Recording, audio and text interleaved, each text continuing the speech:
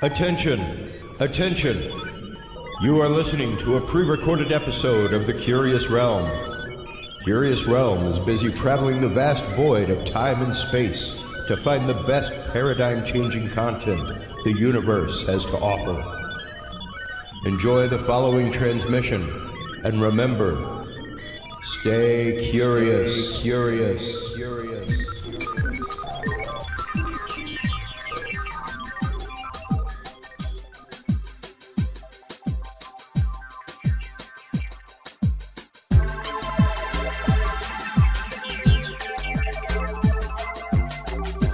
Coming to you from the City of the Weird. Exploring topics from the esoteric and unexplored to dimensions unknown. Shining a light of truth on the darkest corners of our reality. Welcome to the Curious Realm.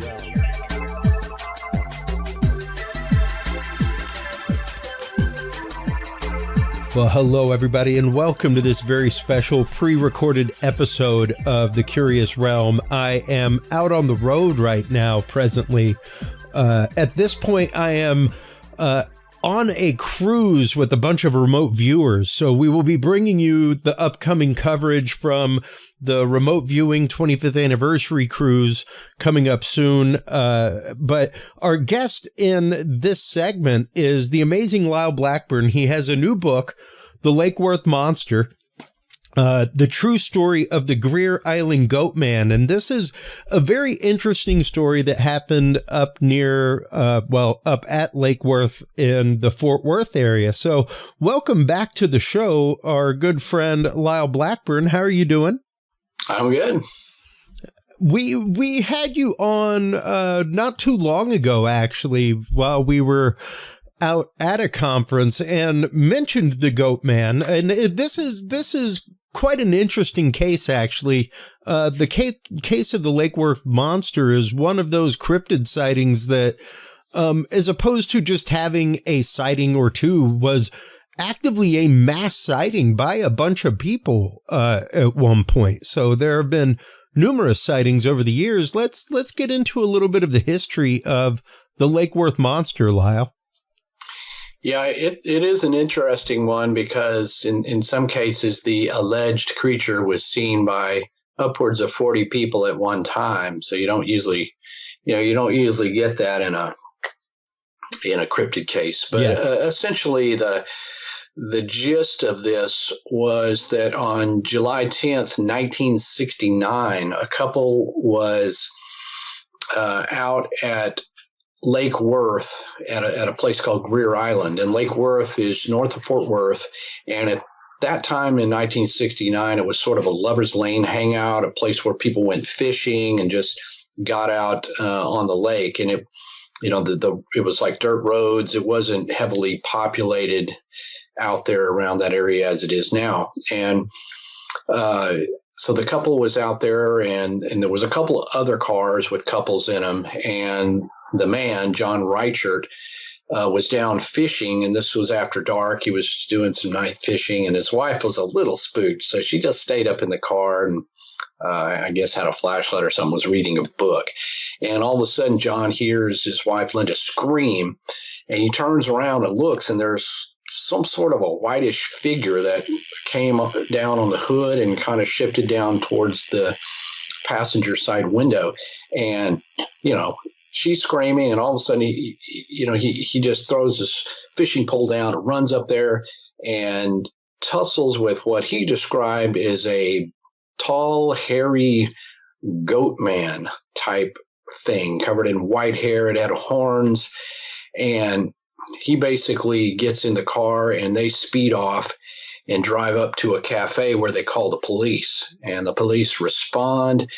By then, the other couples who were down there who had also seen this arrived at the cafe, and they proceeded to tell the police that some sort of monster attacked them down there at Greer Island. So the police were a bit dubious, of course, but John showed them a big scratch down the side of the car where it appeared something had, happened, and they were all freaked out. So the police went down there, and of course they didn't find any trace of the alleged monster at the time. But however, the police had received calls for about 2 months prior to that of people reporting some kind of strange thing going on. And then, so that got printed in the Fort Worth Star-Telegram, and that kind of made it an instant big deal. That was viral back then, 1969. It's in the paper, monster attacks couple. Then the very next night, there were numerous people out there assembled at the area around Greer Island. And that evening, they all witnessed some bipedal something run up on this ridge above this meadow, and it ran back and forth, and then allegedly threw a tire with the wheel, like over the heads of the astounded onlookers, which included police officers. Everybody scattered and ran, and it was a big deal. And that got printed in the newspaper, and that's what cemented this thing in the local lore immediately. And then from then on, there were various sightings of all sorts. There were some photos taken, kind of a famous photo, and my book even has another photo that nobody's ever seen of the alleged creature. And all this went down over the course of the next year or two with more sightings. A woman wrote a book, and that just sort of ingrained this Lake Worth monster in sort of the Texas cryptid legends, and certainly around here. And I grew up about 25 minutes away from Lake Worth. I was born in Fort Worth, so it's kind of a hometown thing to me in a way. Yeah. And, that's our Fort Worth Star-Telegram still runs articles on this every once in a while. There's a Lake Worth Monster Bash that happens every so often. So it's something that was near and dear to me as far as a monster case, and something that eventually it almost compelled me. I needed to write this book. Well, and the book is fantastic. It's got tons of pictures in it. How many sightings have there been since the original? I guess you would call it a flap. Originally, there being a few sightings right there, right next to each other, and especially the one very large sighting, which once again, even in the world of any paranormal or UFO sighting, it's pretty rare to have a mass sighting of like 40 plus people seeing something or having an experience at the same time. So, oh, absolutely. I mean, your typical Bigfoot encounter or goat man or whatever you want to, lake monster, if you've got more than one person, 2 or 3, that's usually an exceptional sighting. But here you have 40 people claiming to see something, which just fueled that fire, obviously. And WBAP News, was down there interviewing people. So this was being broadcast on the television stations, local Channel 5 or whatever. And, back then, of course, you only had a few stations. You had one major newspaper. So, everybody's reading about this, pre-internet. And this is, the Summer of Love, 1969, while hippies are doing whatever they're doing in California. Here in Texas, we're fighting monsters.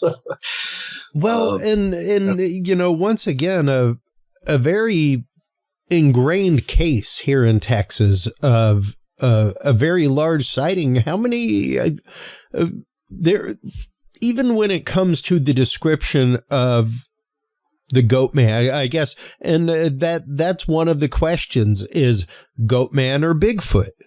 It's been described by many people as being much more, I guess, Sasquatch-esque, but the description was hair like a goat.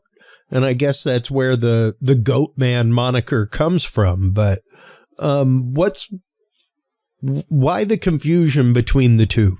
Lyle? Yeah, that's one of the big questions. I mean, it's one of those. It's just not a clear-cut case of even what people were actually seeing, and following that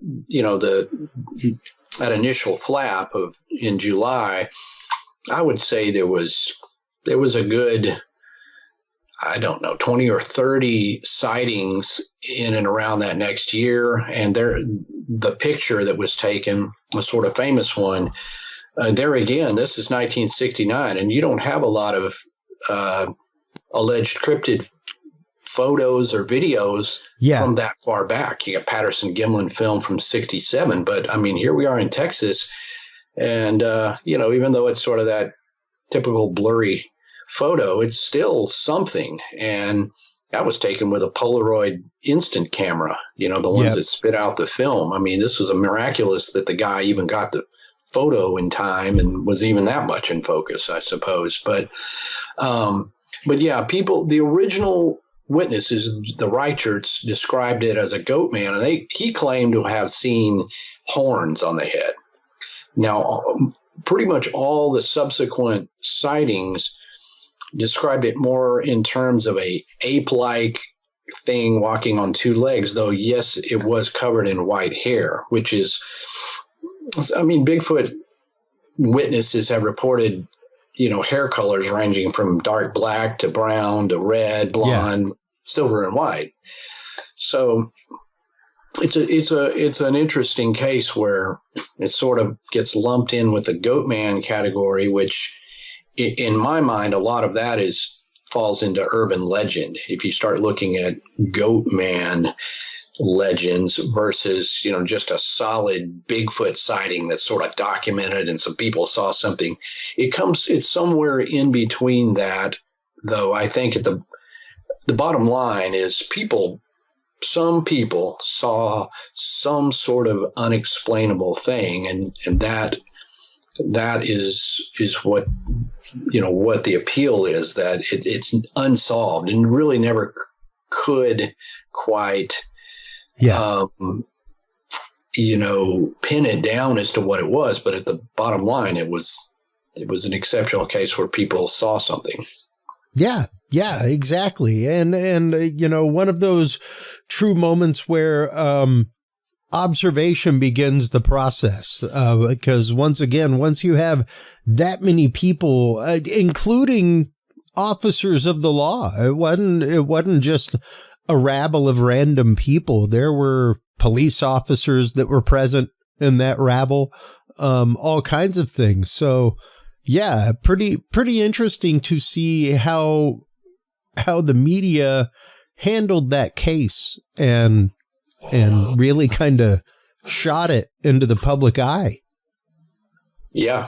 So that, that kind of made it memorable for whatever, was to come with cryptid research and everything else. And it, was adopted kind of kept alive by Bigfoot researchers. It was often included in Bigfoot books and things like that. So that kept it alive prior to just sort of the more general paranormal stuff that we see like on the internet and podcasts. There's a lot more paranormal things now, but back then it was either UFOs or it was, Bigfoot. There wasn't a lot of in between.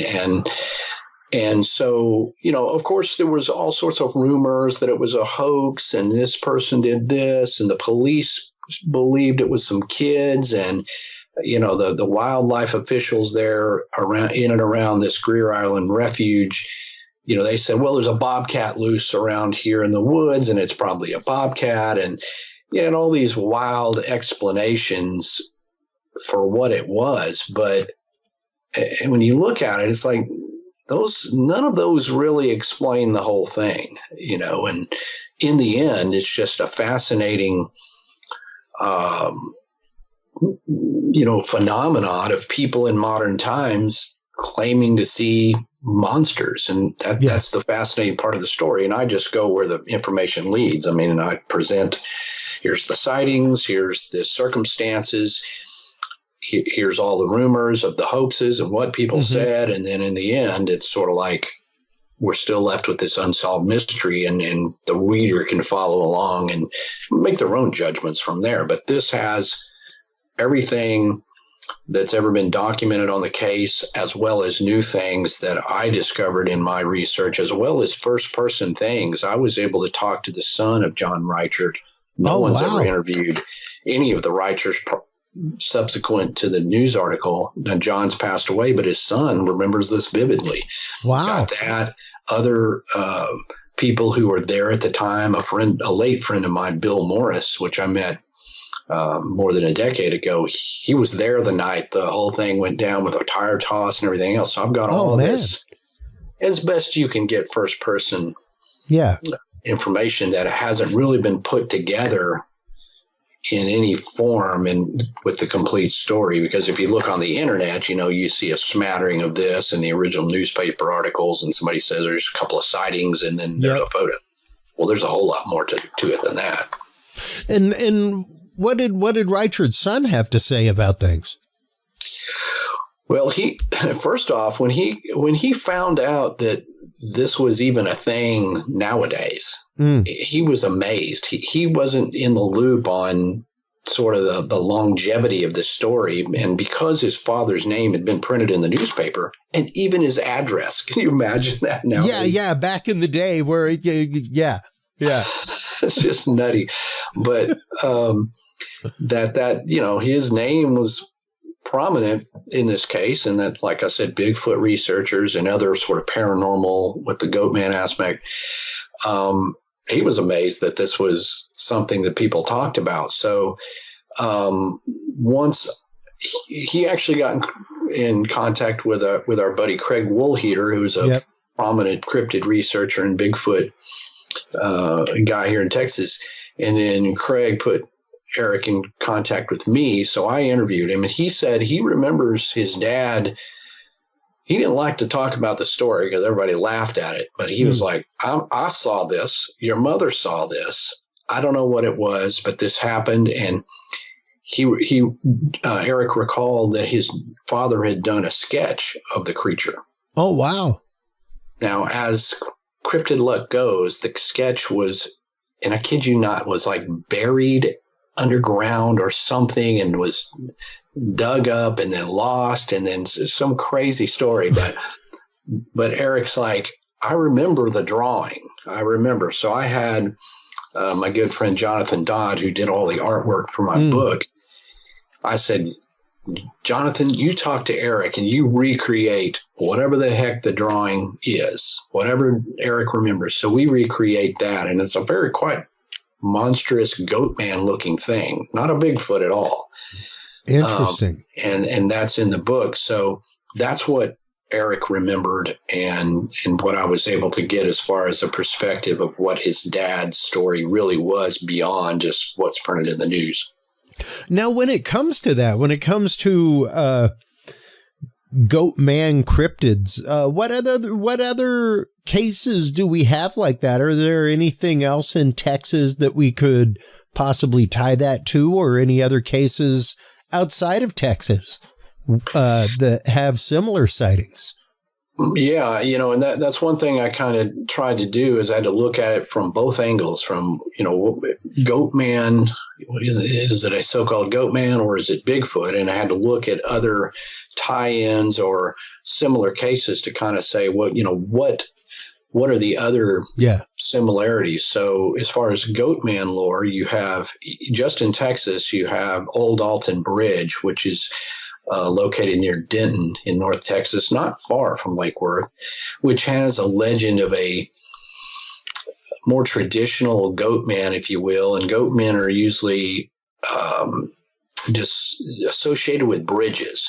And so in this case, it seems a little more paranormal, where people see this Goatman who is sort of the spirit of this man who was hung from the bridge. That's sort of the origin story. So you have that. And then probably the most famous Goatman in terms of cryptids is the Maryland Goatman. And in Maryland, in an area up there in Prince George's County, there's a long history of people reporting sightings of a goat man-like entity of some sort, which is also slightly associated with bridges. So I kind of look at that, and also a creature called the Poplick monster, which is from Poplick, Kentucky. And it's said to haunt this train trestle out there. So I kind of compared and contrasted those, which are fascinating stories unto themselves. And just look at the similarities. And of course, these kind of go even further back and with an origin of sort of mythological creatures like Pan, a satyr. Yeah. And it's a really fascinating thing. I mean, you could really go off in other directions with this whole thing, with the I guess the evolution of creatures, human-like creatures, humanoids that were said to have goat characteristics, and that can represent sort of a wild, out of control, primitive, wild, feral sort of, aspect to these things. So there's a lot of connections here with not just cryptozoology and people saying they saw a creature or a Bigfoot, but also this sort of ingrained cultural phenomenon of us seeing goat creatures and related possibly to what originated as, mythological creatures originally. Yeah. And I mean, especially whenever you start looking, I've got 3 billy goats gruff up right now. Yeah. Whenever you start looking at fairy tales like that, those kind of stories that came over with old settlers from Germany, that kind of stuff. I could absolutely see how those get woven into their local paranormal phenomena. And there seems to be something that can be associated, a paranormal association with bridges. There's something about bridges. It's almost like a hot spot of weird things. When I was growing up, and I'm not far from Lake Worth, but there was a story of a bridge out here called Screaming Bridge. And supposedly, somebody careened off the bridge and some kids died. And now when you go out there and you honk your horn or you turn out the lights, you can hear screaming from these ghostly figures. And obviously that's way more paranormal into the ghost realm, but it still has that association with a bridge, just like Old Alton Bridge has the goat man. And so it's just a real interesting crossover between urban legend and cryptids. Well, and I mean, to begin with, there is a huge link with specifically running water and the paranormal. The fact that spirits can't cross over running water. Vampires can't cross over running water. Things like that. So the idea of a bridge being not only a bridge for people, but for the paranormal, a way by which these things can bypass that rule because now there's ground under their feet, Right. So, the idea that where you may be going there for safe haven, they can now use it as something else because you've created this pathway across that never existed before. Yeah. And it's just interesting how you see these themes, consistent themes from different parts of the country, or even, like you said, I mean, some of this has come over as far back as settlers. So you see these consistencies and things like that. And you just,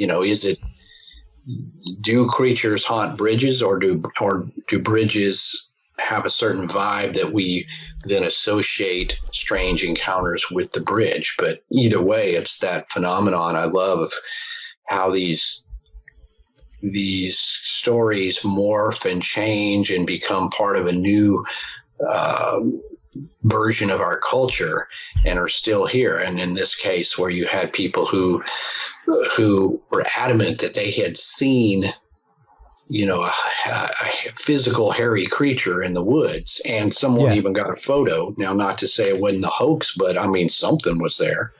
Well, and if hoax, once again, hoaxed quite a few, trained law enforcement officers, who were probably pretty well. I mean, most folk at that time, especially living out in the rural area, would have been pretty familiar with their hunting game in the area, things like that. I would tend to think most people working for the local sheriff's office would have a good idea of, game that they come across as roadkill, that kind of stuff. So, I don't think they would have been fully taken in by hoax. And not only that, but where is the vested interest in hoax at that point?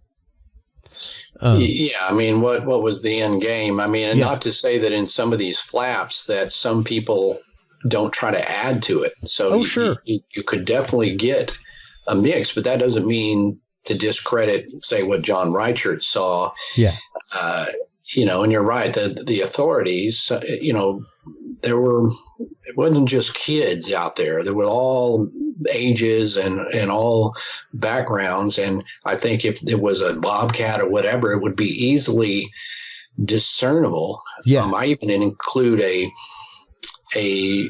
story in the book which sort of says that they're not going to be fooled, by just a common animal, because there was actually a case where a feral monkey was running around out there around Lake Worth. Oh, wow. And this was in the Fort Star Telegram a good 10 years before the Lake Worth monster. So this was back in the late 50s.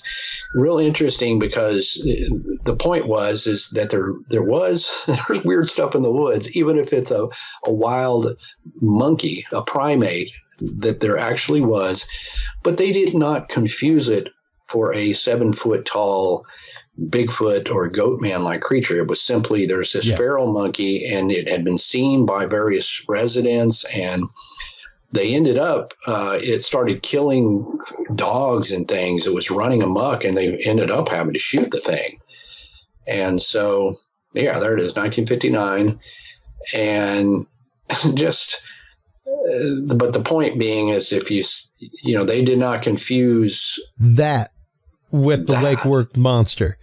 So I don't think that people are going even worse. They're going to confuse a bobcat for an upright thing. It just doesn't add up. Well, and also, I mean, at the point that the mass sighting happened, people were pretty well posseed up at that point. It was pretty much like hey, this thing happened, let's all go out and confront this thing, Yeah. That was kind of the vibe of it. It wasn't like a whole bunch of people were at a picnic and this randomly happened. Like they went out searching for this thing, when it had its, I guess, what you would equate to almost a threat display, of, throwing the tire from the hilltop and all that kind of stuff. But they were actively out searching for it. It wasn't an accidental run across or something like that. Right. Yeah. Especially after that, you had amateur monster hunters, if you will, on the case, and they were actively looking. They were armed. Yeah. And, I have a picture in my book that probably no one's ever seen of Alan Plaster, who is the guy who took that most famous photo. And he's packing a sidearm, like a hefty looking gun. And that's in the book. And they were down there with guns. And of course, in all the cases, the police are more worried that, somebody's going to get shot. They're not too worried about the monster being shot. It's the people, because you've got armed people. I mean, this is Texas, 1969. Like I said, it's like Summer of Love. What's that? We're down here with guns in the woods trying to shoot this monster. That's awesome. Yeah. And it's once again, a very interesting story from a very localized community where a bunch of people went out on the hunt for this thing and actively ran across it. And I suppose to an extent ran afoul of it. How many, what has been the follow-up on that, Lyle? Have there been a whole lot of sightings since? Are there sightings that get reported to you, with you being there locally, all that kind of stuff? Well, there was some scant activity that continued on into the 70s, and various weirdness going on at the lake. Then after that, as the 80s and 90s, it really dies off, but you do have some, I looked at residual sort of sightings or other Bigfoot sightings, and the Lake Worth it's a reservoir of the West Fork of the Trinity River. So the Trinity River is a long river basin through Texas. So conceivably anything that would be along Lake Worth could have traveled up and down the rest of the river. So I do find other sightings, but Lake Worth itself has become increasingly more populated. It has, grown up in that area. And certainly now it is just, you go there, you just wouldn't imagine a cryptid sighting or flap in there because there's just so much development. And although it's still preserved, that area is part of what's now the Fort Worth Nature Center, which used to be the Greer Island Wildlife Refuge. But essentially it's luckily been designated as a nature preserve and still is. So you can go visit that area, and in some ways Greer Island still looks the same, at least in that area where it's part of the nature preserve. So that's maintained, but it's just everything around it is just sort of cut off.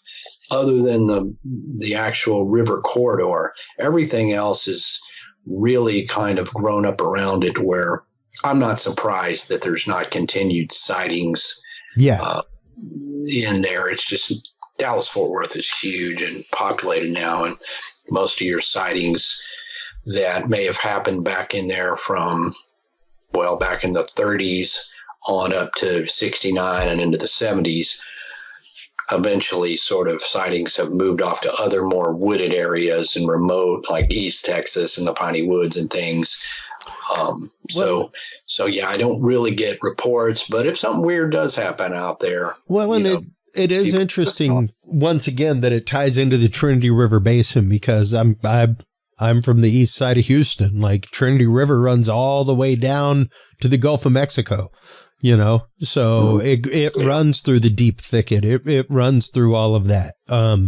So yeah, the idea that if it's following that food line, that water line across things, then sure, it could be one of 100 cryptids or other animals that are roaming the area. Right. And you do see that.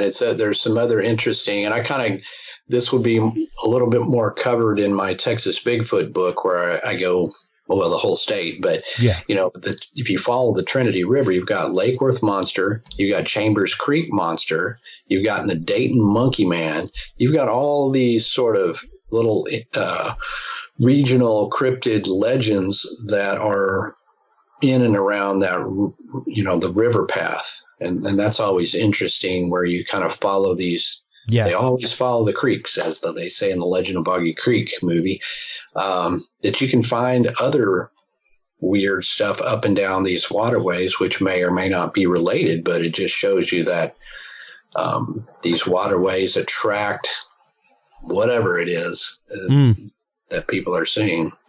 Well, and let's start exploring that real quick in the last few minutes, Lyle. What other cryptids do we know of in the area? Like, what other sightings have there been in the local DFW area? There's some interesting ones. White Rock Lake over in the Dallas area is known for, there's a giant catfish story, like this enormous, huge catfish that was supposedly in the lake, and even some ghostly tales of the woman of White Rock Lake. I've interviewed a friend of ours, Jason McLean, who had a sighting of a pterodactyl, if you will, Yep. in and around the Dallas-Fort Worth area. So, you got your pterodactyls, you got, not so many lake monsters. We don't have a lot of lake monsters down in this area, but let's see, what else? DFW, there's Bigfoot sightings for sure, and I cover a lot of those in my Texas Bigfoot book.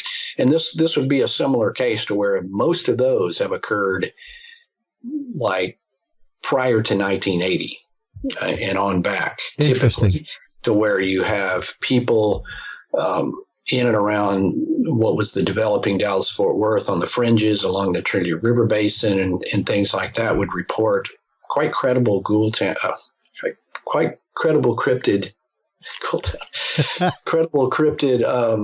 encounters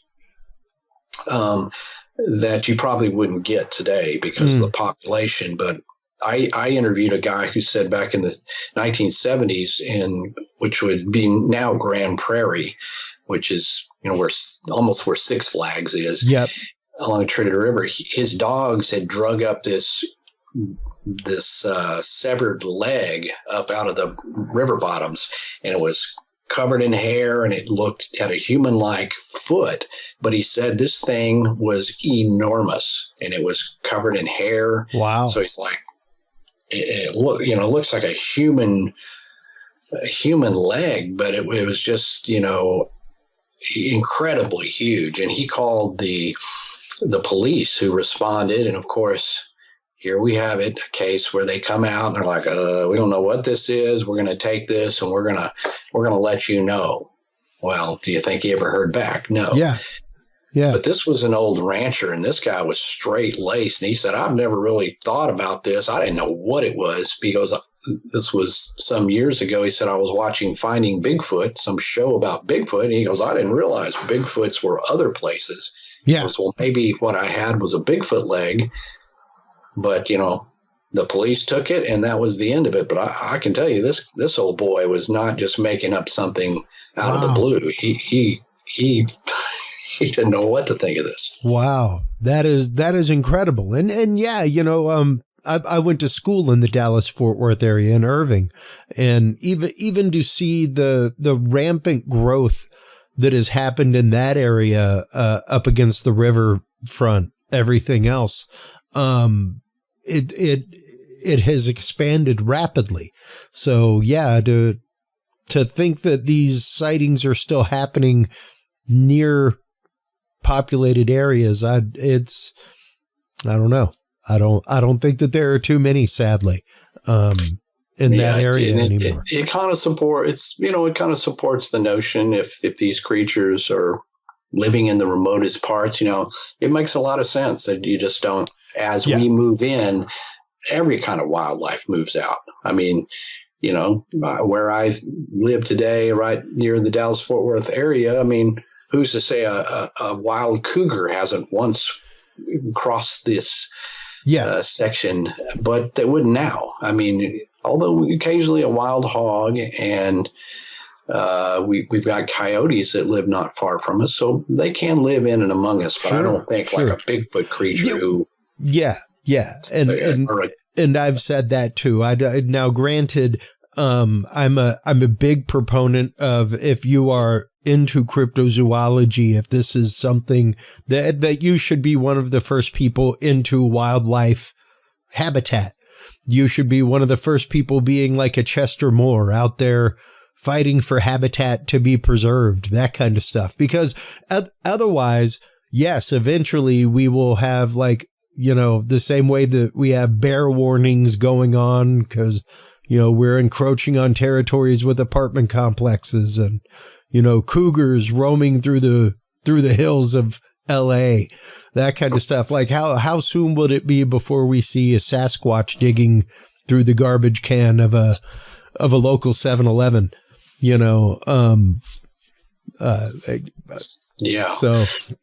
we do need if they survive, that may happen. We're just overlapping their territory. So hopefully we can preserve some wild parts where they can remain. Yeah. Yeah. Well, and let's, in the last 10 minutes or so here, Lyle, let's get into what people can do to get involved with research. Because there are a ton of folks out there that are out squatching on the weekends. That are out with trail cameras, doing more things like that. What can people do community-wise to get involved, to share that data? Things like that. Well, it's a lot easier now to find like-minded individuals if you would like to go researching with Facebook and social media, the internet, because it's usually something that's fun to do, at least in pairs or in groups. I don't typically advise going off into the deep woods by yourself, just for various safety reasons. Not that Bigfoot or a dog man's going to get you. Maybe they will, but typically, that's, you want to have fun with it, but you also want to be safe out there and, get out into the outdoors. And it's even a good way to get kids out because, if you tell a kid we're going to go, we're going hiking, they're like, oh, but you tell them we're going Bigfoot hunting in the woods. Oh yeah. Yeah. They're all about it. And, so that's something that you can do and involve the whole family, and it's fun whether you see something or not. But certainly you can research your own area and probably find sightings. People will often send me a message like, how do I get started, and what do I do? I said, well, first just start researching what's in your area. It's remotely drivable. I bet you'll find a flap of sightings of Bigfoot or lake monster or something. And that gives you a starting point to where you can, well, if people have seen something there before, perhaps it's a great way to start, or even to, I'm just such a geek. I just go to places where there's been sightings and like, oh yeah, it was something weird here. It's like legend tripping. And, so, get out there and have fun. And I think people need to be discernible about what they post as evidence. Not everything is a Bigfoot out there, and not every photo has 15 Bigfoots lurking in the woods, and that's okay. This is a treasure to find. This isn't just mundane things you see every day in the woods. Well, so, and if you do find something good or a howl, or you do perhaps get a decent picture, then share it and, and be ready for others to pick it apart. But ultimately it's your quest. It's, I do this first and foremost because I enjoy it, not because I'm trying to prove to the world anything. I just share the stories and go out and enjoy the outdoors just because I like it. Yeah, precisely. And, for me, it's the fact of if you are out there doing such, you are a citizen scientist at that point. I think people honestly forget the fact that the whole scientific method begins with observation. So as soon as you've had an encounter, as soon as you see something, the science has begun. Like you've already started that process. So get excited about it and understand that, yes, even if you bring a picture to the table and someone like a Lyle or King Gerhard or, Adam Davies online gives you some ideas of what it may be, in all actuality, that doesn't mean that you still have not contributed to the science. Because understanding what's inside of the red circles is very important. Very, very important. We have to know the known quantitative. If we don't understand the known quantitative fully, then we cannot leave the anomaly to investigate. So be okay with the red circles. Be okay with, when somebody says, I think I have an explanation of what your picture might be. That's okay. You have still contributed to the data set of the science. So that's important to understand. Yeah, just, rule out everything that it could be Yeah. And if you're left with something unexplainable, then you're onto something, and that just gives you that target area where you can continue to return because, I know people have gone out to areas for years upon years and few and far between did they either get a sighting or a photo or anything else, cast a footprint. But it's about, tenacity and persistence in some cases, because that's how it works with even wildlife photographers. You're going to go take a picture of a wolverine. That's right. You don't just walk up there into Michigan or something and, I'm going to casually get a picture of a wolverine. You got to be out there for weeks. Those things are very elusive and hard to find. Yeah. Those are known. That's a known animal. So, and you may come back from numerous hunts with absolutely no pictures of a wolverine, and at the same token, if you're out there and you have property, if you are Sasquatch hunting and have trail cameras, things like that, contact your local wildlife department. I'm sure that they would absolutely love the trail camera pictures that they cannot afford to put out, to count local bird populations, to count local bear populations, things like that. What you are throwing away as data may very well help you shake the hands of local science, and once again, help preserve that localized habitat that you're hunting in, that you're actively looking for these critters in. So, you can be doing very important citizen science out there just with the trail camera, that kind of stuff, and actively contributing to great things if you reach out into those communities. So that's right. Yeah. Lyle, I want to thank you for your time always. And you especially, you just all of this last year had one of your first experiences where something strange happened. Don't know what it was, but something weird happened while you were out in the swamps near Falk, Arkansas. You've been out there for years, but something happened finally. So yeah, it's the example of keep at it, keep going, because even though you haven't found it yet. Science is forever ongoing. That's kind of the great part about it, is it's forever evolving. It's forever changing. So, yeah. All good stuff. It's all about the journey. You got to enjoy the journey because it's not all about the destination or the catch. Enjoy it all. So, yeah, I do. And even if we're left with some unexplainable, unsolved mystery, well, that's intriguing unto itself. So it all points to, interesting stories that suggest that, there is things in this world that we may not understand or be able to prove or, see on a consistent basis, but that keeps the world interesting and curious, if you will. Absolutely. And you do a great job of conveying those stories, especially with your podcast.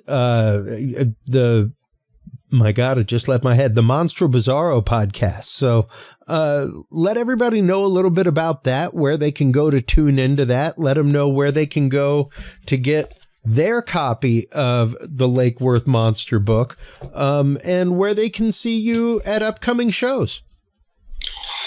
Okay, yeah. So, I launched a podcast called Monstro Bizarro a couple of years ago that is a little different format. I just kind of narrate a case and it's different. So check it out. A lot of people haven't been aware that I even have a podcast. It's just sort of in the mix of all the things I do. But if you go to lyleblackburn.com, you can find info on the podcast and all the books I've written. And my books are available from my web store there, but also, of course, on Amazon in, paperback and ebook. And let's see, I've got a list of dates of where I will be at various events around the country. I travel all over all the time. Doing events, doing speaking presentations, and interacting with people. So yeah, coming up. And one important thing I think to this for the Lake Worth Monster is that there's going to be a Lake Worth Monster Bash out at the Fort Worth Nature Center on October 26th.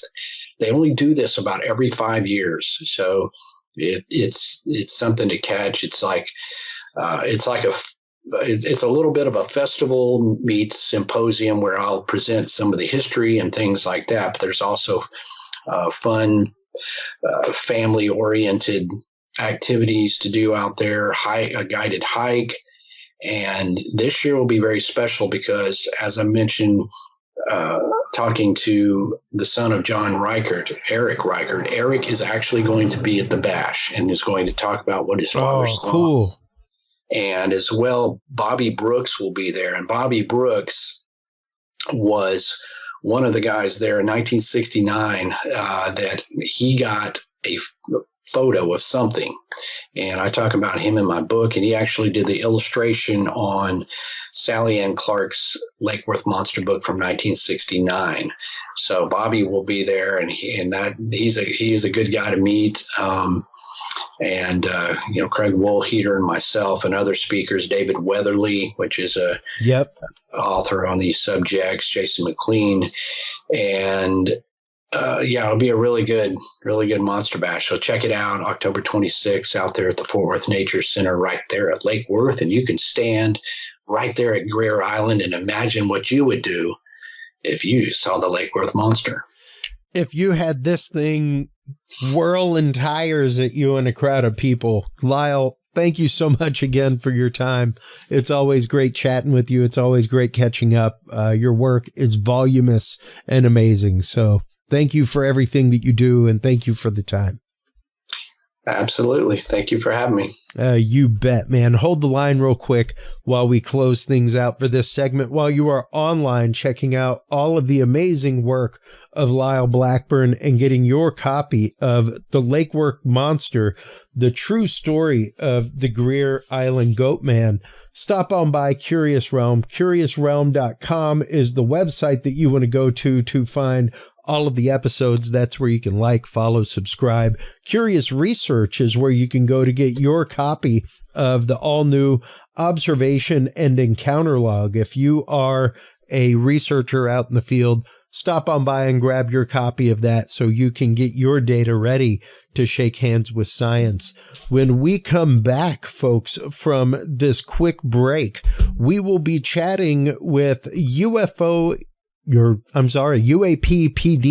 a fantastic movement out of the Arizona area to open the gates for law enforcement officers to be able to report their experiences of not only UAPs, but cryptids and the paranormal. We will be right back with that after this.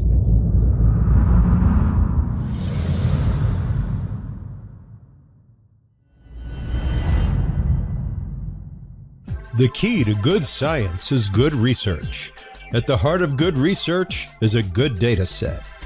With the field observation and encounter log from Curious Research, you can easily keep track of your investigative information all in one place, making it easier to review cases and readily see comparisons and contrasts between them.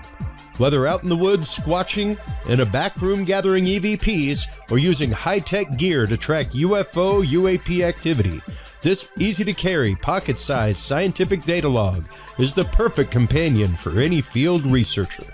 You can find your copy of the Curious Research Field Observation and Encounter Log at Amazon.com or visit the official Curious Realm store at CuriousRealm.com/store to reserve your copy for yourself, your family, or a mind that you want to open.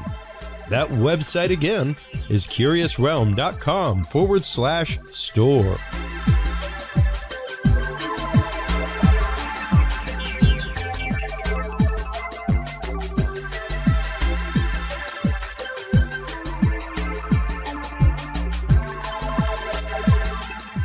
Hello, everybody, and thank you so much for staying with us through that commercial break. Also, thank you so much to our good friend and guest, Lyle Blackburn. It's always great catching up with him. He does some great work in the world of cryptid research, and to have him write that all new book about the Lake Worth monster here on the precipice of the anniversary is awesome. Before we get into our next guest, thank you also to our sponsors, especially True Hemp Science. They are your source for amazing CBD products made through a spigeric process. Every part of the plant is used: seed, stem, roots, every part is used and reused until nothing is left. Stop on by and check it out. TrueHempScience.com is the website that you want to use. Curious7 is the code to save you 7% off your entire cart of $50 or more, and get count them, 2 free edibles on the way out the door. Our guest in this segment is Marianne Robb and Dave Rich. They are, well, UAP-PD. They are former law enforcement officers who are busy working right now trying to bring more awareness to the topic of paranormal in the world of law enforcement, and opening channels specifically for law enforcement professionals to be able to report what they see in the field. This is a huge issue going on right now. Welcome back to the show, UAP-PD. How are you doing, guys? Great. Excellent. Thanks for having us tonight. Absolutely. I am excited to have you guys on. We had Marianne on during our coverage of MUFON this last year, and I am a huge proponent. I know a lot of people in a lot of communities are upset with things like ATIP, things like that. I am a fan because, if anything, what we have done is create a unified system of reporting for people who previously were unable to report things. Pilots who, if they said something, lost their wings, lost a career of 20 plus years, things like that. And you guys are looking to do the same thing in the world of police and law enforcement. How did you guys first come to the world of paranormal investigation, Dave? Well, for me, Chris, it was an experience that I actually had on the job, where I was working as a SRO at a high school, and we actually had a 911 call come in at a time when school wasn't in session, and the 911 call had a voice that was clear as day, sounded like it said, "I'm scared." Dispatcher is having a conversation with this voice, like an intelligent conversation. Oh, wow. Where it answered a question. Like the voice initially said, "I'm scared." Dispatcher says, "What was that?" And the voice says, "I'm scared" again. Dispatcher says, "You're scared?" And it says, "No." And then you hear the phone get dropped to the countertop. So obviously patrol officers get assigned to the call. They show up, they go inside, search the entire office, and they find nothing. They find the phone off the hook on the counter. Officer picks it up, has a conversation with the dispatcher who's been on this entire time on what we call an open line. Yeah. Which is basically if somebody calls 911 and then the phone gets dropped or somebody stops talking and it's just an open line, that dispatcher is going to stay on in an attempt to try and reestablish communications. So the officer finds the phone, has a conversation with that same dispatcher. They search the entire area and they find nothing.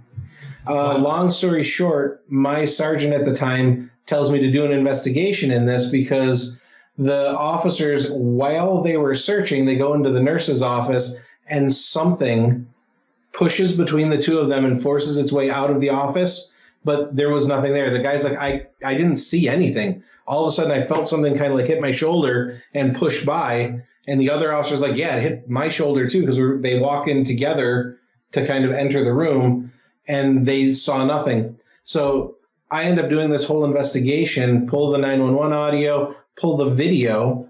The phone in question is right in the center of the video. At the time that 911 call comes in, there's nobody there. Oh, wow. And I then see the officers 14 minutes later walk up, pick up the phone, have a conversation. I took this video all the way back to like 6 o'clock in the morning, and there were motion activated sure. lights in that office. And there was 3 sets of lights, one in front of the desk, one over the desk, and one after, like behind the desk. And that phone is right in the center of the screen. And about maybe 20 minutes before the phone call comes in, the lights only over the desk click on, and they're on for like 20 minutes, and then they click back off because there's a 20-minute timer. So, which raises the question of why did the lights on either side not go off? When that phone call comes in, there is nobody at that phone. And then the other interesting thing is the doorway that leads to the nurse's office. There wasn't a camera in the nurse's office, but you could see the doorway. You can see the two officers walk into the room. So they leave the view, and about 2 seconds later, you see the two of them run out of the room, looking around, like trying to see what just went past them. So we ended up doing this whole investigation, like trying to figure out, was this like a computer-generated voice? Was it somebody that hacked the phone lines? Was it a call that came from a classroom? I ruled out every possible lead. And that's the way that most police investigations are done. You're ruling things out. You don't ever decide, hey, this is what the answer is, and then try to support the answer. You try to rule everything out. That's what a thorough investigation is. Yeah. I got to the point where I was like, I cannot explain this.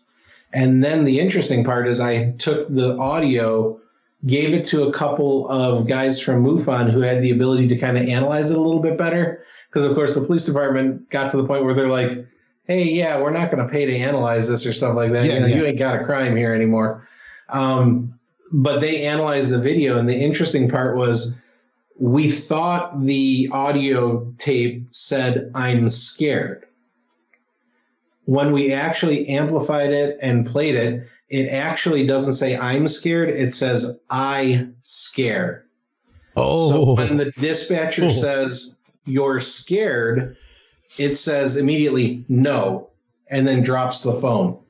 And the thing that I think is really like amazing about this audio is a lot of times you'll see investigations and like somebody will ask a question and then the answer is like 3 to 5 minutes later. And they're like, oh, hey, there's the answer to the question that we asked like 3 to 5 minutes ago. Yeah. This was literally like, you're scared?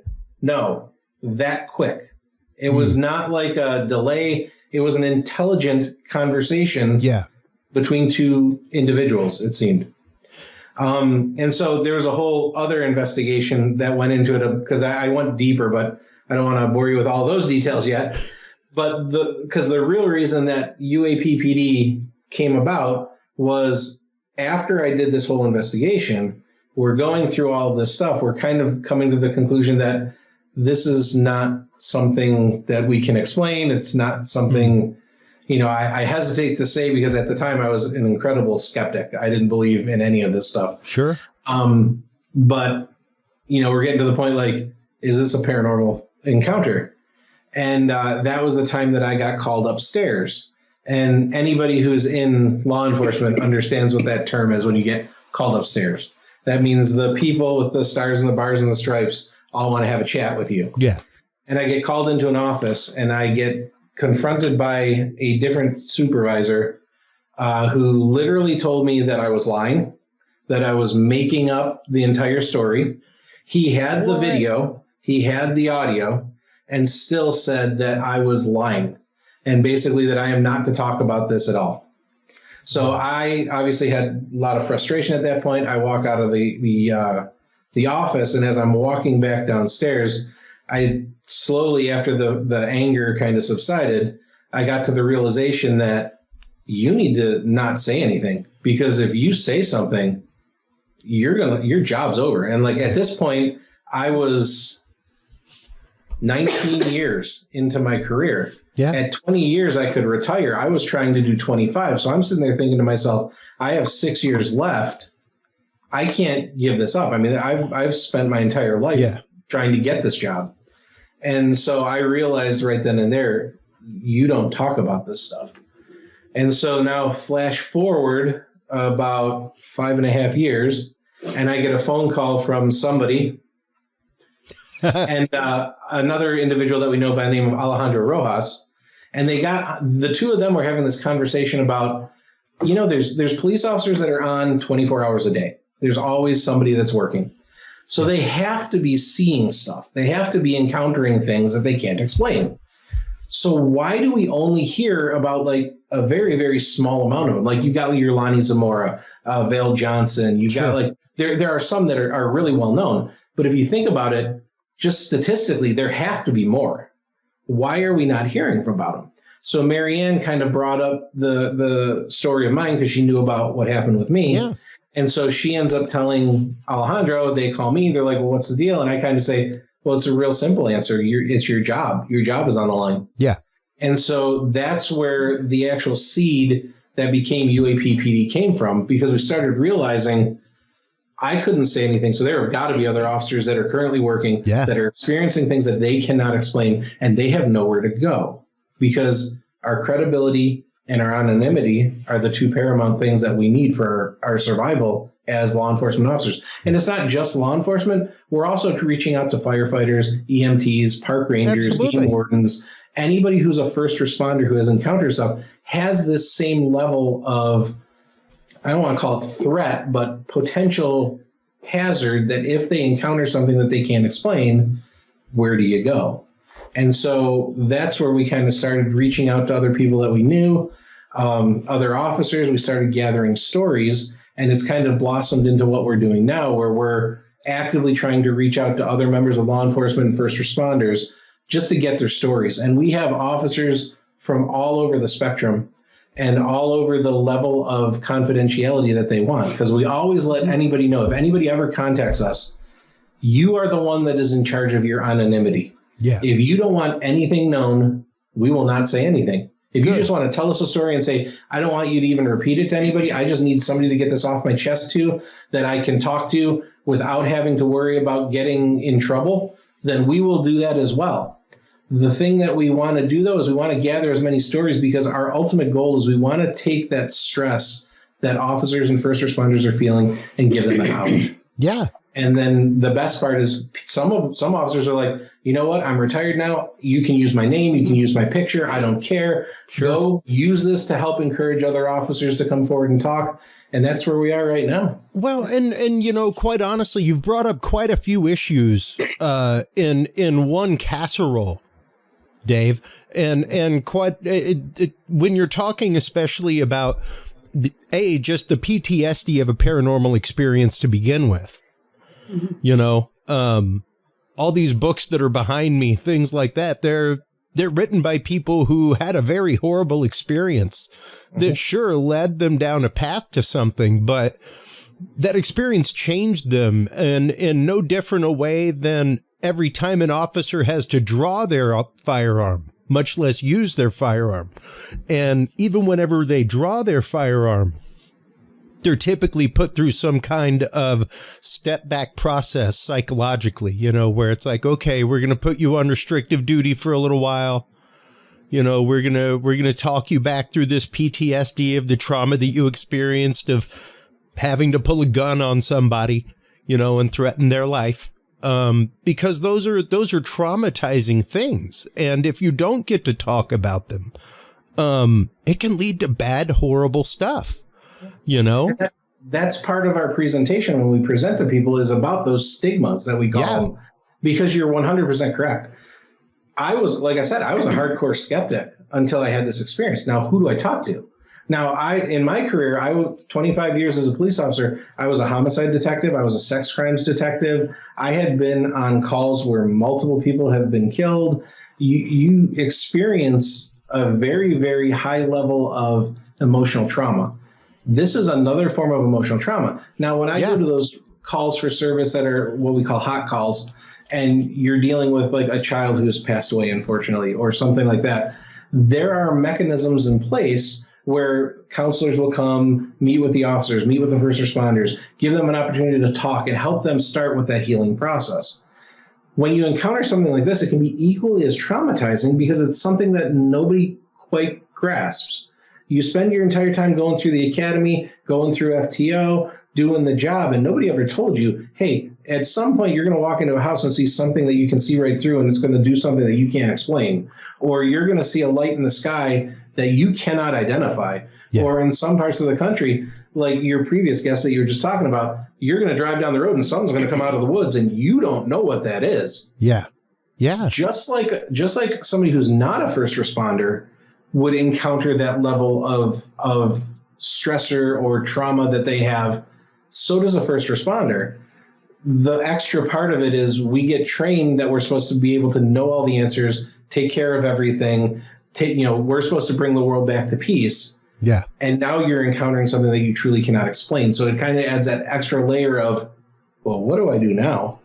Yeah. Sort of thing to the entire equation. And how do you, because I mean, you can to an extent train somebody for when they have to pull a firearm, things like that. You can do a lot of instinctual training. And fortunately, there is a lot of really good psychiatric training going on with officers in the field now. There's been a huge movement, especially since the good couple of cops in San Antonio started the efforts to dealing with the psychological needs of homeless people, things like that you confront in the street on a regular basis, where let's get them some help instead of putting them through the system. And it's great. It's awesome to see those kinds of things happening. And even all of a couple weeks ago, there was the release by a group of police chiefs of a UAP response guidebook that just apparently hit PDFs in police forces around the country. So it's interesting to see these topics being broached in mainstream media. It's interesting to see local PDs, and apparently enough that a group of sheriffs was like, hey, we need to have a protocol for this. Like, if this is happening and experiences are happening, how are our guys going to respond to it when it happens? And it comes down to exactly like what you're saying is we get trained on how to respond to a burglary. We get trained in how to respond to a car accident or a missing child or something like that. There's no training for this. Right now, there's not. Yeah. Now, the guidebook that they just brought out, that's just barely scratching the surface. Yes. The reality is we are getting calls like this. We're sending first responders out to handle them, but they really don't have any type of training of like, well, what do I do? Like, say I go out because I get a call because somebody calls up because they see lights in the sky and they don't know what it is and they think it's some sort of UFO or some sort of UAP or a craft. And what happens if the officer goes out there and he looks up in the sky and there's something there? It's like, now what do you do? Because you don't have like a group to call or something to do. You don't really know exactly how to respond. Yeah. So what we do is we handle it the best we can use it like an unknown trouble type call or, some sort of like disturbance, an unknown disturbance call. But again, you're just kind of trying to fit a square peg through a round hole. Yeah. Yeah. Now, let's turn things toward investigation. Because of course, as police officers, you guys have been put through fantastic, beautiful rigors in training on how to handle a crime scene. Everything from beat cop to detective, at least knows some protocol of what to do when you come across it. At least I would hope so. Is that correct? Oh, yeah. Yeah, depending on what it is. Yeah. I mean, hopefully you don't have the rookie just like, walking through with the jelly donut, getting evidence all over his footprints or footprints all over the evidence rather. But how do you apply the world of criminal investigation with law enforcement to paranormal investigation, an investigation of UFO, UAP, even cryptid? Stuff like that. Marianne? Basically, we would just use our training as a law enforcement officer. We would just treat that as like Dave was saying, an unknown trouble call. Say a Bigfoot. It would be okay. We'll call it a unknown person, maybe a trespasser, a prowler. We'll look at it that way. Okay, how would we do the investigation on a prowler call or a trespasser call? In a way, we would still follow all of the procedures that we need to do until we come to that point where it's like, okay, it's not a human. We don't know what exactly it is. We would, get the footprints. We would take photos. We would talk to witnesses. We would do everything we could until to the point where we're like, okay, this is way out of our scope of law enforcement. This is definitely something that is an unknown. And a lot of officers would have no clue if you said a cryptid.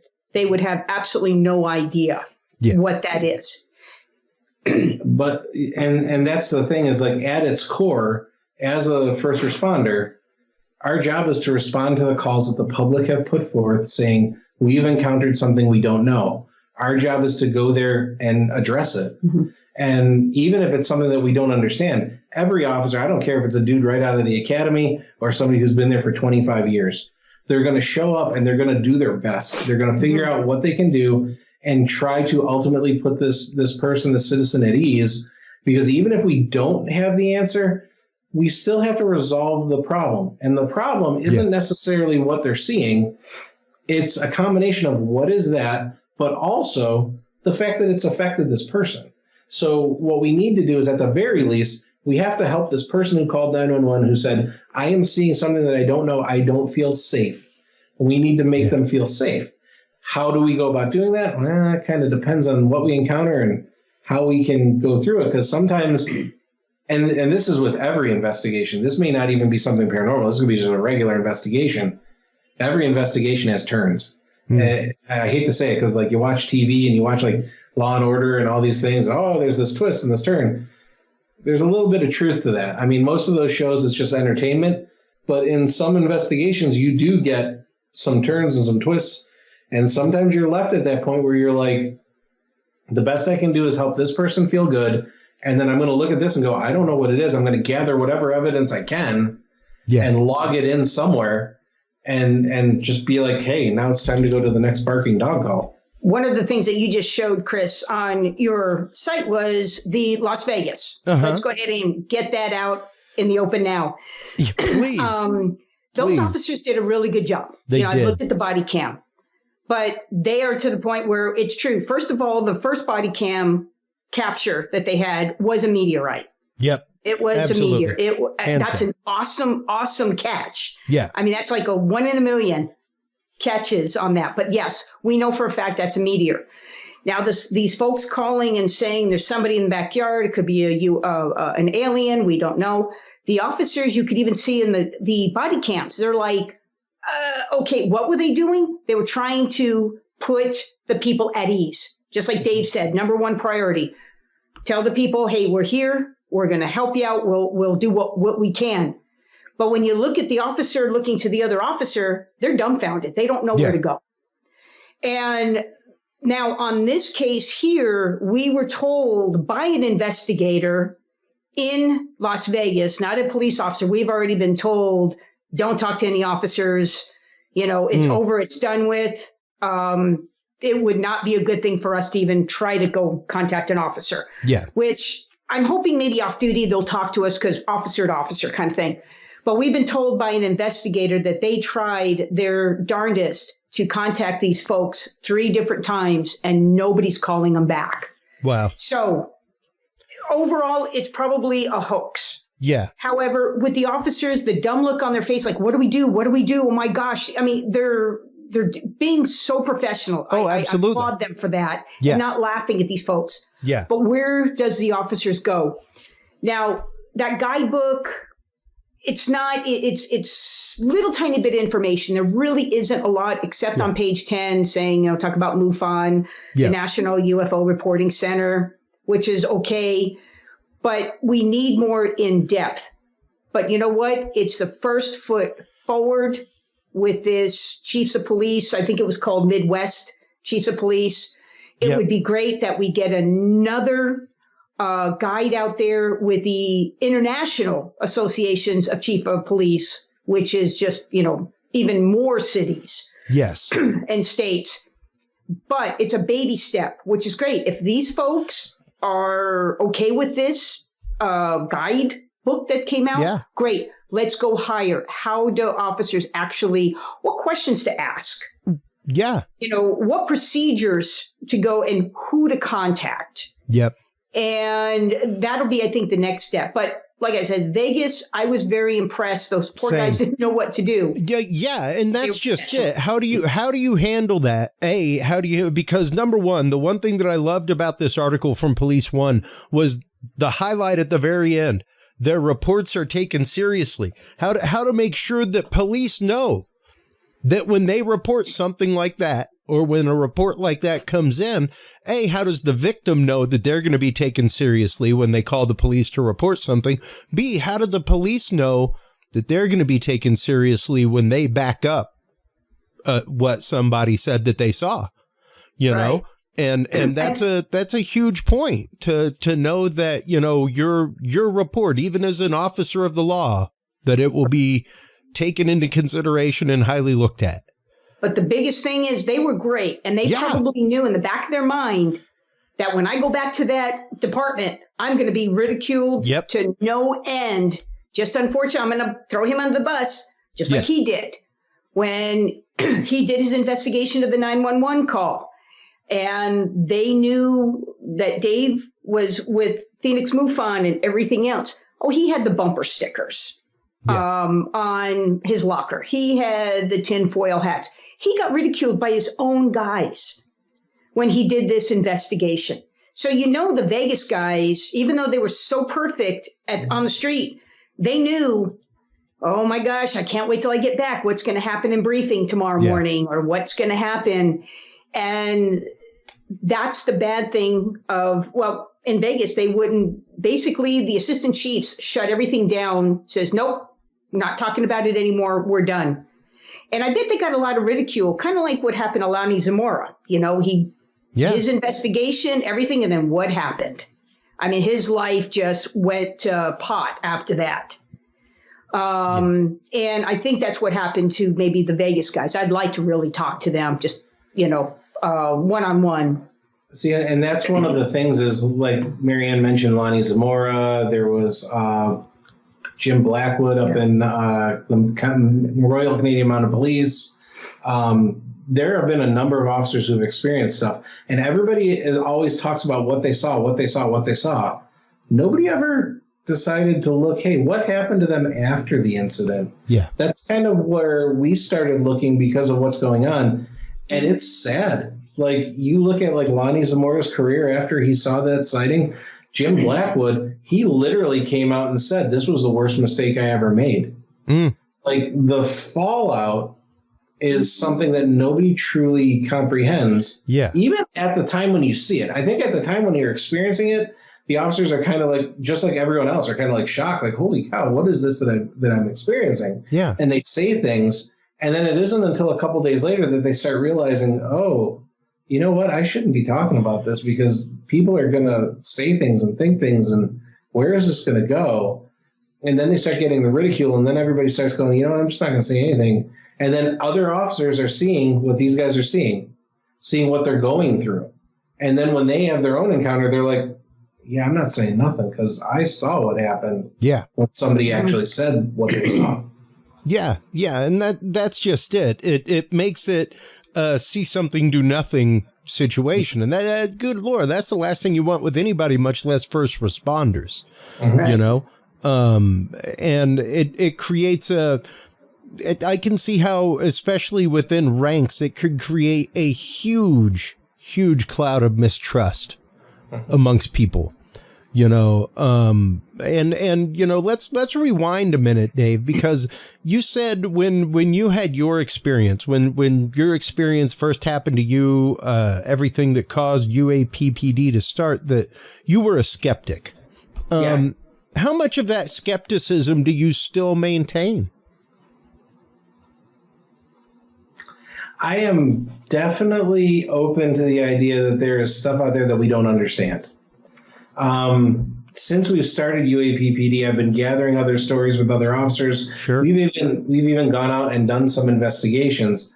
And I used to always be really good at coming up with, like, if you see something, you go, oh, that was clearly this. Maybe right, maybe not. But you were able to kind of convince yourself that was probably what the answer was. Since we've kind of like ventured into this world, I'm definitely running across things that I never thought I would encounter. And it has become increasingly more difficult to try and bluff myself into thinking it was something normal.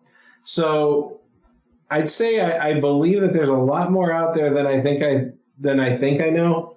And I think there's a lot more out there than a lot of people know. Okay. And it's a matter of people kind of, and I hate to say this because it's almost like until you experience it yourself, there's always that kind of nagging doubt in the back of your mind. Sure. Until you get confronted with that true eye-opening moment where you're like, I cannot explain this. Then doors start opening a little bit, like things get cracked open a little bit, and you start going, maybe there's something to that Drake equation. Maybe there's something to, what the guy saw walking down the street past the cemetery at night. And so I am going to call myself not a skeptic anymore, but a willing skeptic. Okay. I'm willing to believe. Okay. But I still want more. I don't go into it, blindly. Sure. I want to hear the facts. I want to hear, and that's what I think every good investigator should be. I think every good investigator should have a level of skepticism because you don't want to believe everything that somebody tells you. Yeah. But you want to be willing to believe when you get to that point where you're like, I think this is something I can't explain. Yeah. Yeah, no, exactly. And being ready to accept the evidence prima facie for what it is, without having to, we don't have to put it through excruciating detail if we can pretty much off the cuff tell you what it is. But at the same time, having enough Magellan in you to keep going when things get weird, and when things may not necessarily point to a typical solution. Yeah. So yeah, I can see how that's necessary. Now, with that in mind, let's start getting into investigation and how you treat an investigation as from the point of take-in process through gathering data, all that kind of stuff. Well, I think the majority of the time when we do like a UAP investigation, UAP-PD investigation, we handle it the same way we handled like any criminal investigation. The first thing you're going to want to do is kind of assess the situation, gather what background information you can get. So you're starting with that information gathering situation. Talk to witnesses, get a look of the location, kind of, do a survey at the beginning, because you always want to get that big picture and then you always want to shrink it in. It's just like when you're gathering evidence. You don't want to start with a little small area. You got to start big and work your way in. So that way you're not missing things. You're not trampling over your own evidence like you talked about earlier. Sure. So all of our investigations, when we do them, we start with that big picture, gathering the statement from the witnesses. Because the reality is most of our investigations we're not going to know about until somebody calls up and says, hey, by the way, I had this happen. And so we start by gathering those stories and getting a statement from them and saying, okay, talk us through what happened, gather it up. Marianne was a detective for a period of time. I was as well. We use those same skills. I actually spent a good chunk of my career as a homicide and sex crimes detective. So I use the same skills that I did when I was talking to victims of a sexually based offense or a violent physical offense that I used then. I use those same skills when I'm talking to people now who've experienced something, because it's still a level of trauma. It's just a different level of trauma, but it's still at its core a level of trauma. Yeah. So like I'm basic and advanced forensic interviewer. So I have those skills that I used on the job, I use in these. Once we get our good story done, now it's time to actually get out into the field and get out to where it is, get a good eyes on it, see is there any physical evidence, whether it's something that happened to the person that they have, I found this thing when I was out there or whatever it was, and then go out to the scene and see if we can gather anything. And we work it the same way that we would work any criminal investigation, whether it was a stolen car or a shoplifting or a burglary at a house. So, and I think that kind of is slightly different than most paranormal investigators, because Most people, when they investigate, like if you're told, hey, I'm going to investigate a ghost at a house, you're going to go in there thinking, I'm going to investigate a ghost at a house.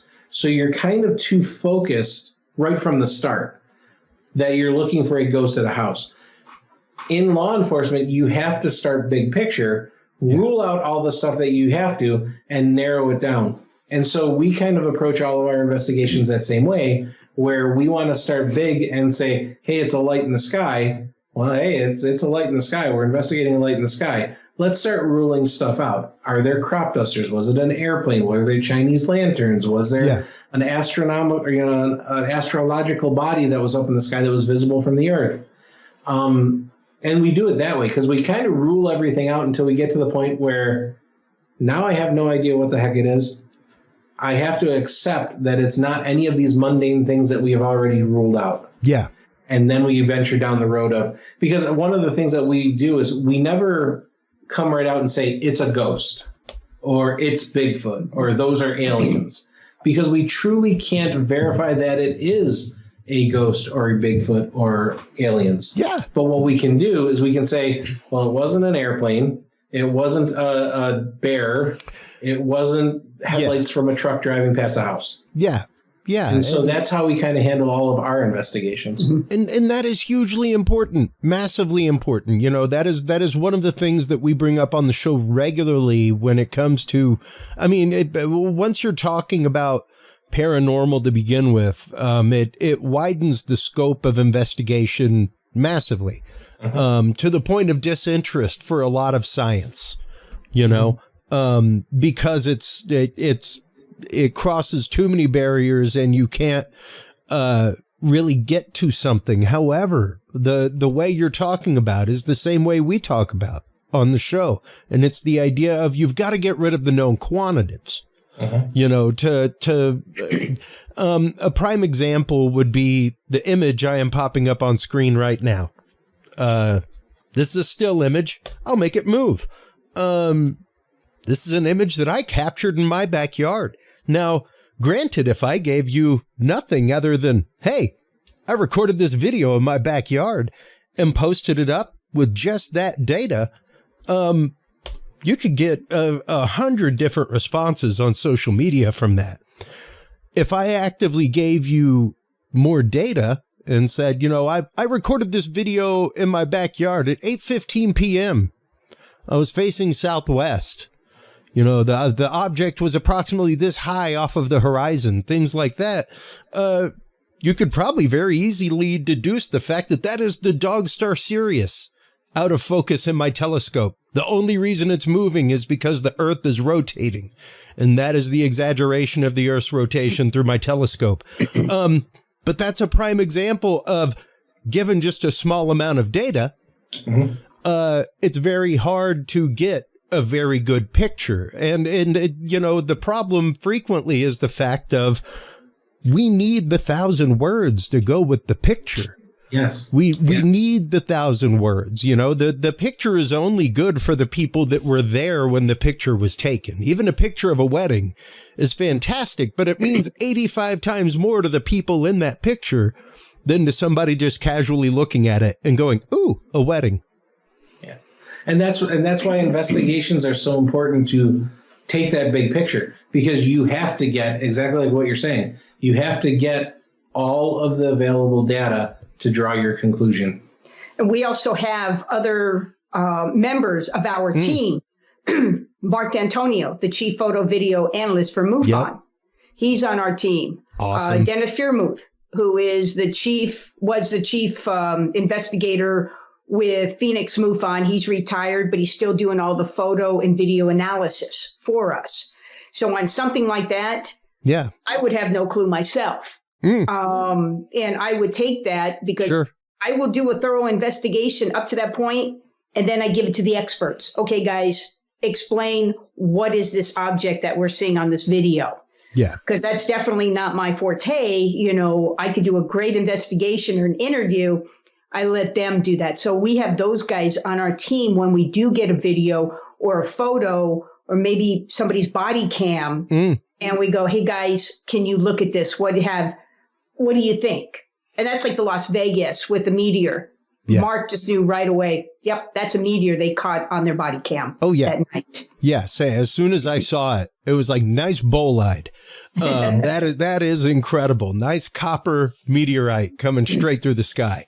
I'd still love to be the person that finds the actual meteorite, because I bet it's a nice one. Cool.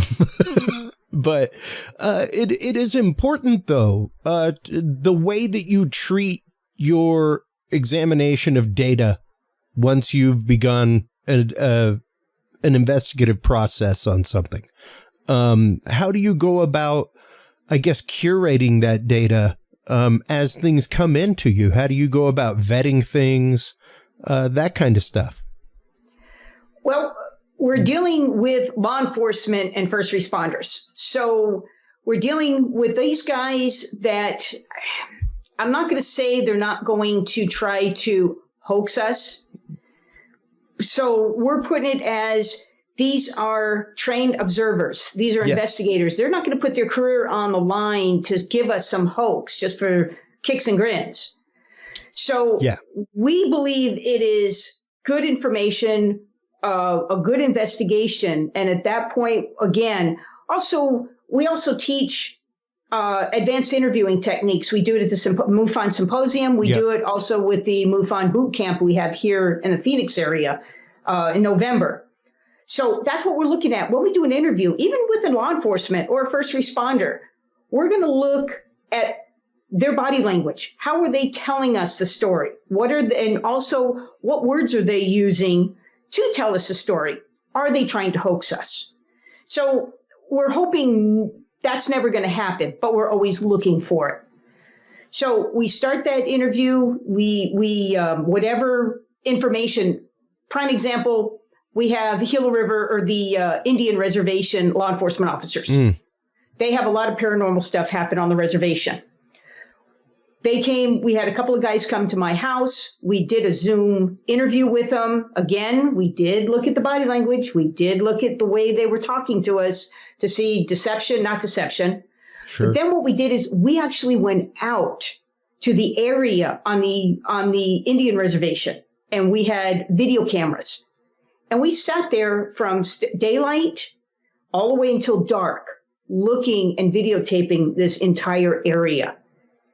And just to put a little tidbit out there is we caught something on that. Oh, That's wow. all I'm going to say about that one. But we actually did catch something in that area that they say happens. So, I mean, it's amazing, but it did happen to us.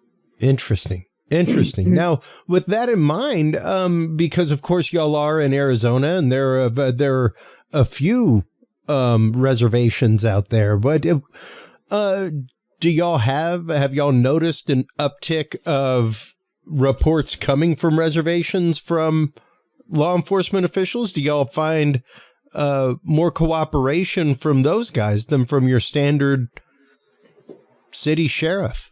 Yeah, and it's funny because the same guys that we talked to that Marianne was just talking about that led us to kind of doing an investigation out there.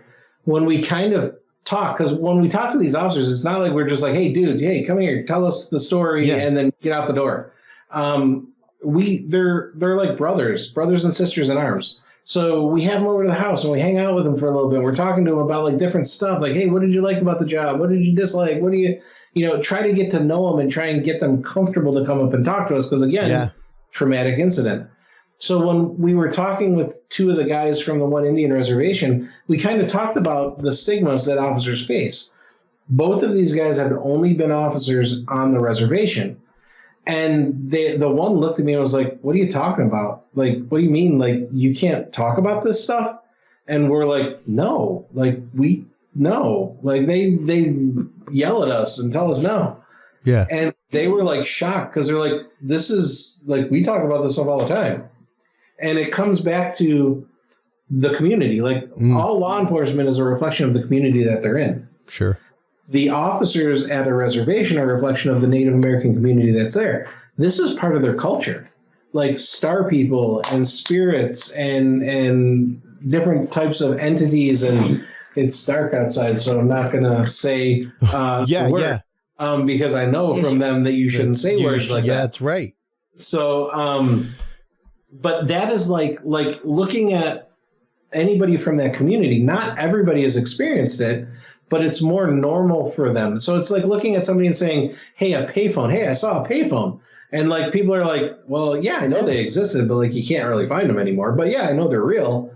It's like the same thing. Like they're on the res saying, hey, I had an encounter with a little person. And they're like, oh, yeah, my uncle had an encounter with little people and stuff like that. So there's not really that level of stigma because the community believes the same thing that the officers believe. So when they're talking about it, they can talk about it without any real problem. And that was kind of shocking to those officers when we kind of explained, like, no, man, you don't talk about stuff like that. Like in the locker room, in the briefing room, you don't bring that up.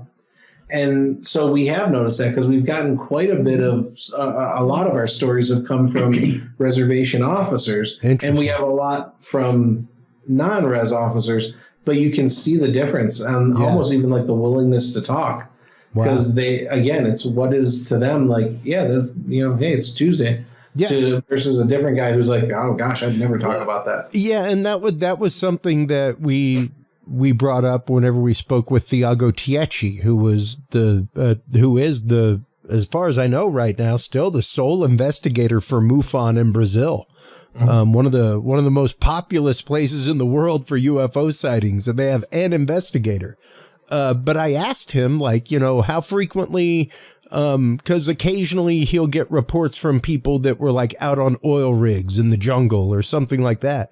And I was like, how often, whenever you're out there taking a report, something like that, do you hear from locals? And he was like, pretty rarely we hear from locals because for them, it's nothing strange. Yeah. He was like, it's been happening to them for generations out there in the jungle. So it's nothing odd for them to be like, hey, that was really weird. We should tell somebody. Like, that's a typical Wednesday night for them, you know? So yeah, it's interesting to see how that translates and how even the world of cooperation, I guess, almost interdepartmentally, you could say, and the willingness once again to share experience, how much of a difference that community support really makes. Yeah. So, with our last few minutes, what can people do as far as their involvement with other programs like UAP-PD? Are there other programs like UAP-PD out there? How can investigators in other areas team up with their local law enforcement to start programs like UAP-PD? Are you guys looking to expand into other areas? Or? Actually, not really. If anybody wants to talk to us, even if they just want to share a story they have, and they can remain absolutely anonymous or they can identify themselves. But if they would love for us, we are looking to write a book. So we would love to get stories from officers and first responders to be part of the book. But even if they just want to talk to us, just to get it out of their system, kind of like Dave. He stressed for over 6 years with what happened to him, and it hurt his health, his family life, his career. Yeah. And we know there's law enforcement officers out there that this is happening to. Please get with us. We would work with other officers in other departments. If they would like to just help us, we'll give them some cards and they can pass them out to their fellow officers that have issues, that have stories or encounters that they would like to talk to us. But we're not looking to expand our organization right now. Not yet. We're just here, but we would love to have, if any other officers around the country that are willing to help us by talking to officers and just have our card to hand out, that would be great. You've been putting our website up, which is great. I appreciate it. We also do have a Facebook, which is UAP-PD is our Facebook. And also we do have my Gmail account. I don't have it if it's on there, but if anybody wants to contact me personally, not going through, say, our website, it's UAPpolice@gmail.com. So it's UAP another P for police at gmail.com. Okay. Now, unfortunately, Dave works full time still. I am retired. So if there's any law enforcement or first responders that would like to share their stories with us, but don't want to do it over the phone, don't want to do it Zoom, they want us to come to them, I would be more than happy to grab a plane ticket real quick and go or drive wherever I need to go to get, meet with them and to get their story. I have no problem traveling wherever I need to. So if nothing else, they get to know us instead of doing this on the phone or on Zoom. They get to see us in person and get to meet us and build a good rapport that way. Yeah. And that is essential, especially when you're talking about traumas, when you're talking about, situations of extreme trust, because once again, all too frequently, sadly, careers rely on this, and it's the fact of, many times police won't report things that they see because not just the fear of ridicule, but the fear of it being used against them in court. I mean, a good defense lawyer could eviscerate you with that. Oh yeah. And absolutely call into question your accountability, your credibility as a police officer, all kinds of things. So yeah, I can see how it would be very hard for people that are first responders or that wear the badge to come forward with that. So thank you guys so much for everything that y'all are doing to help clear that pathway. Anything else that y'all would like to say before we let you go? Any other messages for those out there who may have had an experience or maybe going through this right now that wear a badge or a first responder? Dave? So, yeah, real quick. If you are somebody is in law enforcement, fire, EMT, first responders, and you've encountered something that you cannot explain, trust me, you are not alone. I was right there with you. We are willing to talk. We are willing to give you an outlet, a vent. We don't judge. Like I said, I've seen stuff now that I cannot explain. And we just want to provide an opportunity for you to talk. You can be completely anonymous. You can tell us whatever you want to, level of identifier as you want. But please reach out. Let us know. We would love to hear your story. We would love to at least be a sounding board for you to get it off. And if you need assistance some way, we can help get you some. Yeah. We can help make arrangements. In the process of doing this, we've encountered a lot of people who are willing to help, but the problem wasn't quite known. So please, Facebook, email, we have a website as well. Reach out to us in one of those means, and we're more than willing to help you.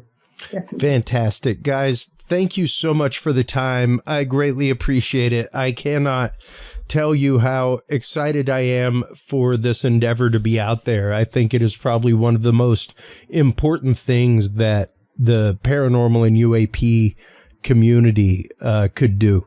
So absolutely imperative. Thank you guys for your work. I look forward to y'all coming on many, many times in the future. So absolutely. Thank you, Chris. We appreciate being on with you. Absolutely. Hold the line real quick while we close things out. While you are online checking out everything from UAP-PD, everybody, make sure to stop on by Curious Realm. CuriousRealm.com is where you can follow, subscribe, share. That's where you can find all the episodes.